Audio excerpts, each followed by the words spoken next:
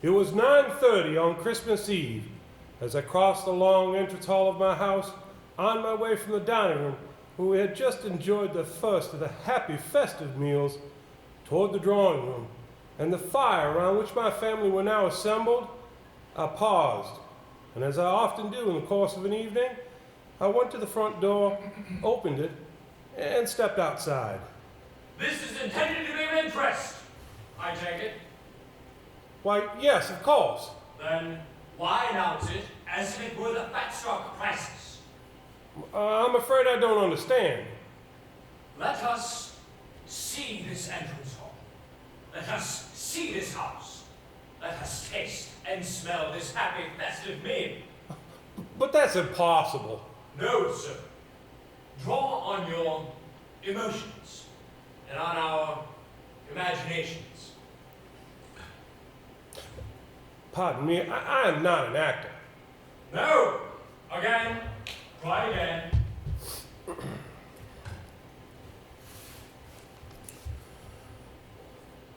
It was 9:30 on Christmas Eve as I crossed the long entrance hall of my house on my way from the dining room, where we had just enjoyed the first of the happy You festive. will excuse me! I know that what you read holds particular significance for you, that it may cause you some distress. But I must implore you, have sympathy for your audience.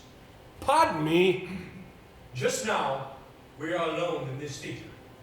These rows of empty seats are likely to protest as you hum and mumble through your lines. Speak them thus before an audience, and you will see them one by one expire with boredom. Stand. Come to the center of the stage. Continue.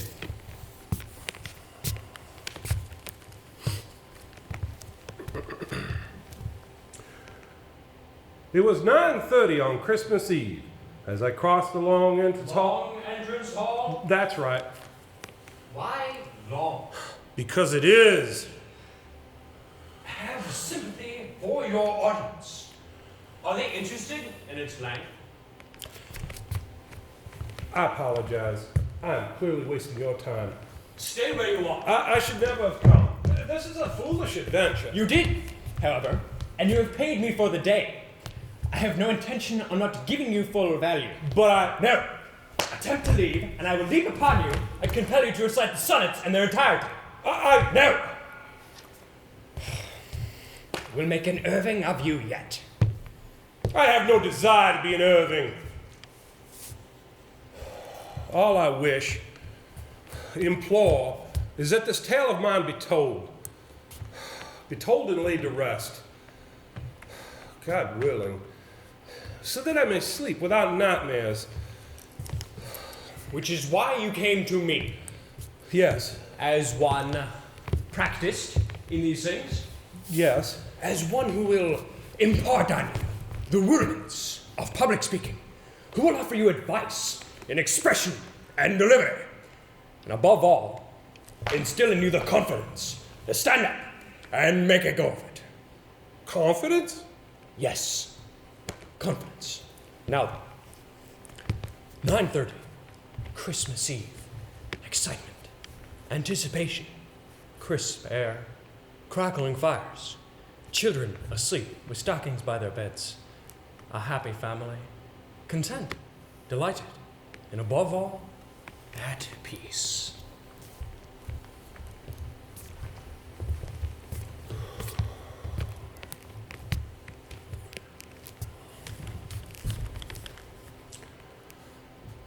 It was 9:30 on Christmas Eve as I crossed the entrance hall of my house on my way.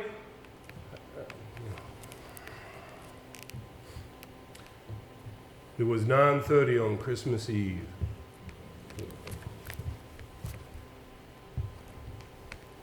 It was 9:30 on Christmas Eve. What time was it? 9:30. Not on Christmas Eve by any chance. Good gracious. I'm sorry. This clearly isn't a success. You see, it doesn't come in 5 minutes. You think to stand up, recite your tale, and have the audience hang upon your every word, as if that's all it takes. In which case, why'd you come to me for help? So that I'll say, yes, wonderful, without a flaw. Believe me, sir, performing is an art acquired with tears and time. I'd be encouraged, sir, if every time I didn't offer you some advice, you didn't put up your manuscript and make to stalk out of the theater. Advice? Yes, advice. Sounds more like reproval. I promise you, as the day goes on, it's likely to sound more so. May I just say, sir, it is not a performance that I wish to give. No. I think we're at a misunderstanding in that regard. I wish to speak it, no more, for my family and friends, for those who need to know. I am not a performer. I have no pretensions to be, nor inclination. But those terrible things that happened to me, I have to let them be told, for my health and reason. You say you're not a performer, Oh, truly. yet in your hands is a manuscript, which on estimate will take 5 hours to read. If you, as an acknowledged non-performer, should stand up before an audience, however friendly, and drone at them for longer than it takes to play King Lear, I trust you will be unsurprised if by the end they're either fast asleep or at your throat. 5 hours? At least.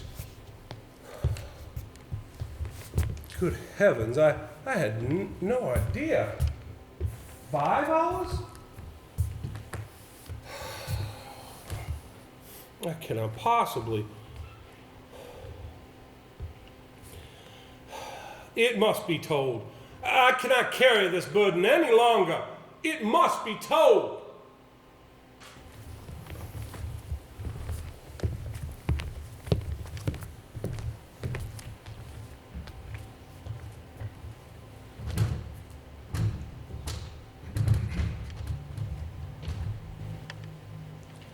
It was 9:30 on Christmas Eve.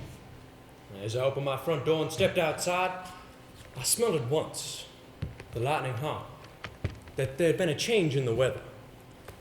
All the previous week, we had had a thin, chilling rain and a mist that lay low about the house and over the countryside. My spirits, for many years, has been excessively affected by the weather. But now, the dampness and the fogs had stolen away like thieves into the night. The sky was pricked over with stars, a full moon rimmed with a halo of frost. Upstairs, 3 children slept with stockings tied to their bedposts. There was something in the air that night, that my peace of mind was about to be disturbed, and memories awakened that I had thought forever dead. I had naturally no idea that I should ever again renew my acquaintance with the mortal dread and the terror of spirit would have seemed at that moment impossible. I took a last look at the frosty darkness, sighed contentedly, and went in to the happy company of my family. At the far end of the room stood the tree, candlelit and bedecked, and beneath it were the presents. There were vases of white chrysanthemums, and in the center of the room, a pyramid of gilded fruit and a bowl of oranges stuck all about with cloves. Their spicy scent mixing with the wood smoke to be the very aroma of Christmas. I realized that I had interrupted the others in a lively conversation. We're telling ghost stories, just the thing for Christmas Eve. And so they were, vying with each other to tell the most horridest, most spine-chilling tale. They told of dripping stone walls and uninhabited castles, of ivy-clad monastery ruins by moonlight, of locked-in rooms and secret dungeons, of dank charnel houses and overgrown graveyards, of howlings and shriekings, of groanings and scuttlings. This was a sport, a high-spirited and harmless game among young people. There was nothing here to torment or trouble me, nothing of which I could possibly disapprove. I did not want to seem old, stodgy, unimaginative. I turned my head away so that none of them could see my discomfiture. And now it's your turn. Oh, no, I said, nothing from me. You must know at least one ghost story. Everyone knows one. Ah, yes. Yes, indeed. The whole time I'd been listening to their ghoulish, lurid inventions, the one thought that had been in my mind, and the only thing I could have said was, no. No, you have none of you any idea. This is all nonsense, fantasy. It is not like this. Nothing so blood-curdling, so creeping and crude.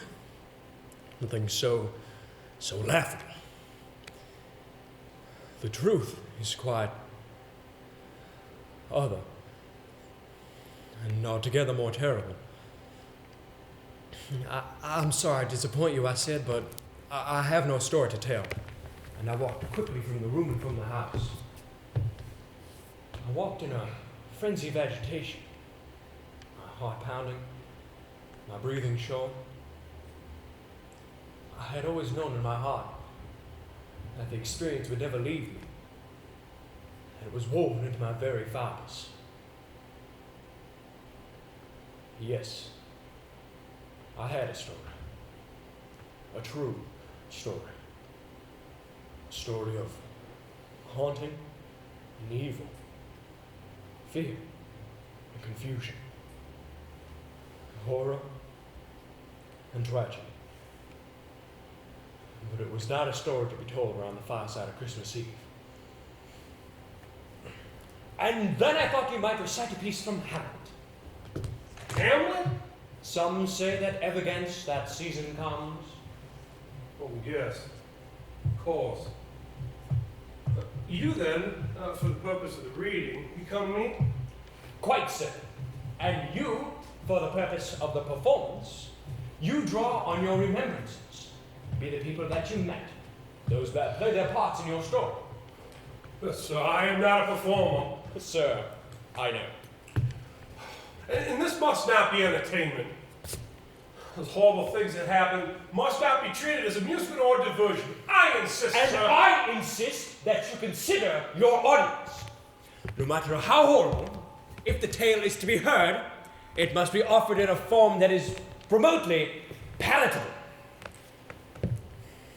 You have come to me for advice and assistance. You must trust me. From here, if you'd please. Come. And let us show that we mean business. So, your cue is fear and confusion, horror and tragedy. But it was not a story to be told around the fireside of Christmas Eve.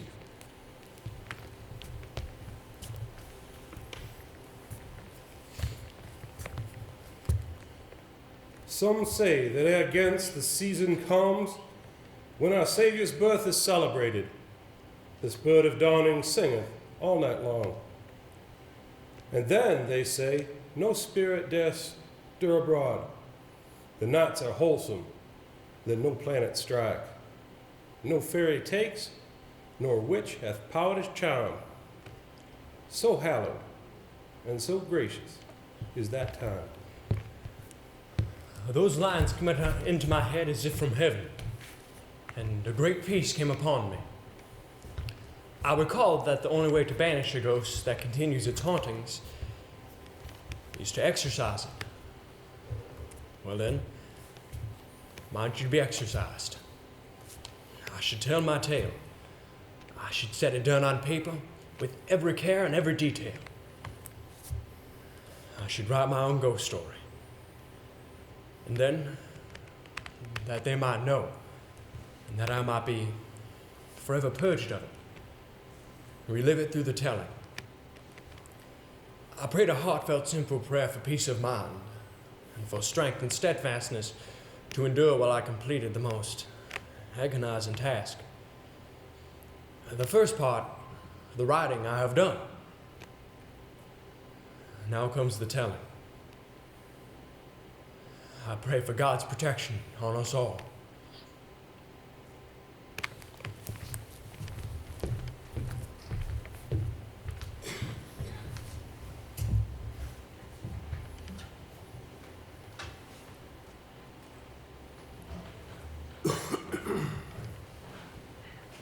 Good morning.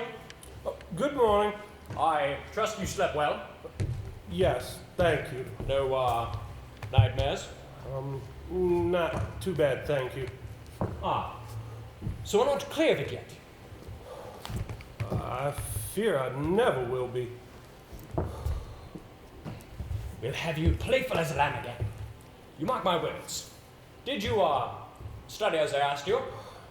Well, as best I can. You must excuse me. It is not my forte. We'll make an Irving of you yet. I have no desire to be an Irving. No, but for the sake of our audience, let us at least try. This audience you speak of, it is to be my family and friends. You don't intend to make it a public Good spectacle. heavens, no. Your family, your friends, perhaps the theater manager, but now, see! New Orleans. Interior of the offices of solicitors, Bentley, Hay, Sweetman, and Bentley. And I have a little surprise for you. What's that? Mr. Bunce! Recorded sound. Precisely. A remarkable invention, is it not? Oh, it's extraordinarily true to life.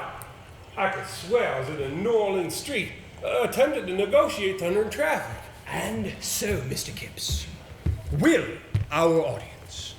No need to speak of cars and trams and horses, of smoke and grime. No need, in fact, for words. Just let the recorded sound be heard, and they are there, transported. But the scene is to be in an office, is it not? Why do we have New Orleans traffic flowing through an office? Why, indeed. Mr. Bunce!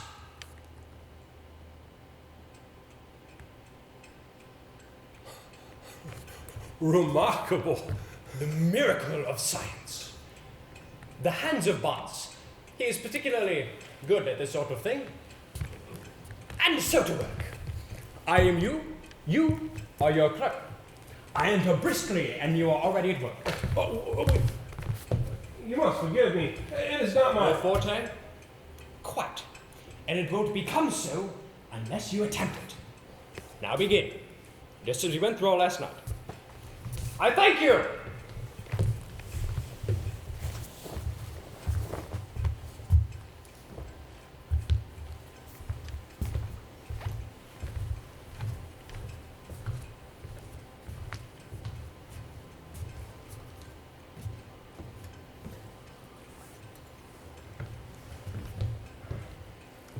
It's a foul day, Holmes.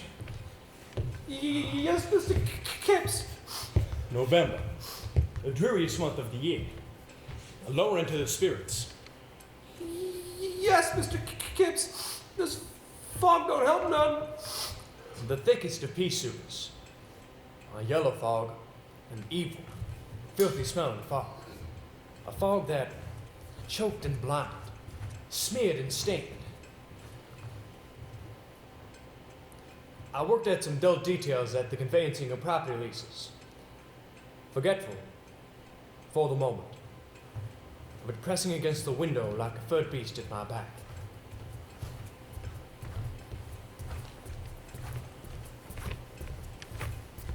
Mr. Bentley wishes to see you, sir. Straight away, Straight away, if you would, sir. that sniff. incidentally occurred every 20 seconds, for which reason Holmes was confined in general to a cubbyhole in the outer lobby.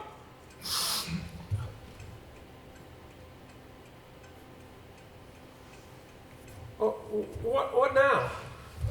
Now you become Bentley. Oh, yes. Of course. Do I do all right? Will it pass? Excellent. We'll make an Irving of You be quiet about Irving. Apologies. Carry on.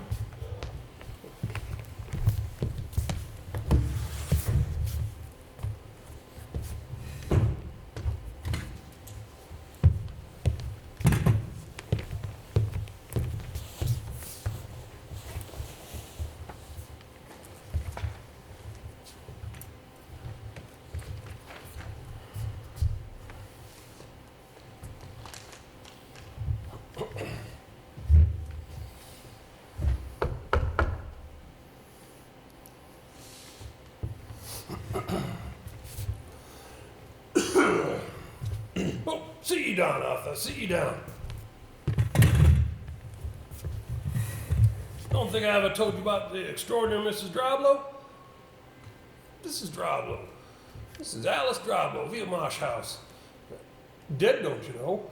Ah, Yes, I inherited Mrs. Droblow from my father. The family's had their business with this firm for good age, 87. and it's a will you have there, I take it. Well, Mrs. Droblow is what they call a rum. Have you ever heard of the Nine Lives Causeway? No, never. No, I suppose ever of Eel Marsh and Pash? No, sir. Don't suppose you've ever been in the county at all. Afraid not. Well, living there, anyone might become rum. I've only a hazy idea where it is. Then, my boy, you go home and pack your bags. Take the afternoon train from Storyville, change in at Chalmette, and get at Hopedale. And from Hopedale, you take the branch line to the little market town of Crith Gifford. Then it's a week for the tide. The tide? You can only cross the causeway at low tide. It takes you out of Eel Marsh and the house. Mrs. Droblow's. Yeah. Tide comes in, you cut off till it's low again. Remarkable place. Years since I've been there, of course. My father took me. She didn't greatly care for visitors. Was she a widow? Since early in her marriage. And children? Children. According to everything we've been told about Mrs. Droblow, no, there were no children. Did she own a great deal of land? Or money? Well, she owned a house, of course, and a few properties in Crith Gifford, shops with tenants, that sort of thing. It's a poor sort of farm, half underwater, and then the usual small trust in investments. Then it all sounds pretty straightforward. Does it not? May I ask why I'm to go there? To represent this firm at a client's funeral. Yes, of course. I'll be glad to go to Mrs. Droblow's funeral, naturally. There's a little bit more to it than that. The will? I'll let you have the details to read on your journey, but principally, you're to go through Mrs. Droblow's documents, her private papers, whatever they may be, wherever they may be, and bring them back to this office. I see. Mrs. Droblow was, shall I say, somewhat disorganized. It may take you a while. A day or two? At least a day or two, Arthur. Will there be anyone there to help me? Well, I've made arrangements. There's a local man dealing with it all. He'll be in touch with you. But presumably she had friends. Or even neighbors. Eel Marsh is far from any neighbor. And being a rumman, she didn't make many friends, I suppose. Come on, Arthur. Treat this whole thing as a jaunt. At least I'll take you out of this for a day or two. You reach Crith and Gifford this evening. There's a small hotel that you can put up at for the night. The funeral's tomorrow morning at 11.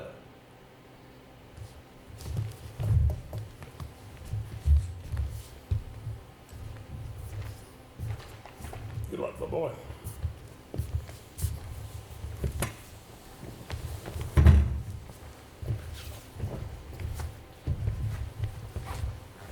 had to inform our lane lady I would be away for a couple of nights, and to scribble a note to my fiancée Stella, to whom I hope to be married to the following year. After that, I was to catch the afternoon train to remote corner, Louisiana, until a few moments ago I had barely heard.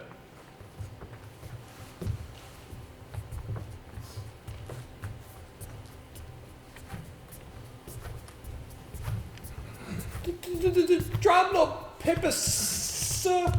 Thank you. For all, I must say, Holmes, it's a strange part of the world I'm going to. That, it's a relief to be leaving this appalling fog and unhealthy atmosphere.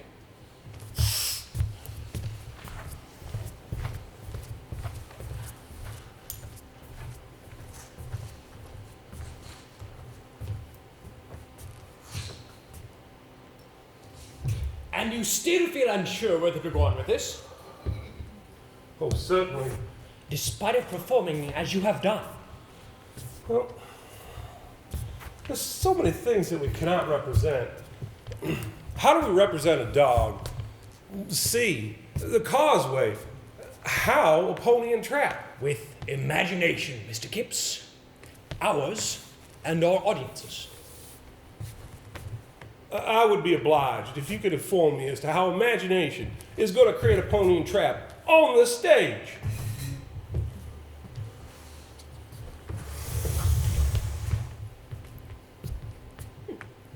Here, pony. Here, trap. What could be clearer? It doesn't instantly say trap to me. But you write it, don't you? And with a whip and recorded sound of ponies' hooves, I promise you, nothing in the world could say it clearer. Except a pony and trap. Let us not be finicky, Mr. Kipps. I have to own the recorded sound was splendid. It was a great surprise to me. And it does not stop there. There shall be more. Much more. Tomorrow, we are on the train with more surprises. Here, you study these. I have divided up the lines again. And you will see I have cut much of the descriptive passages. But Recorded sound, Mr. Kipps. Recorded sound.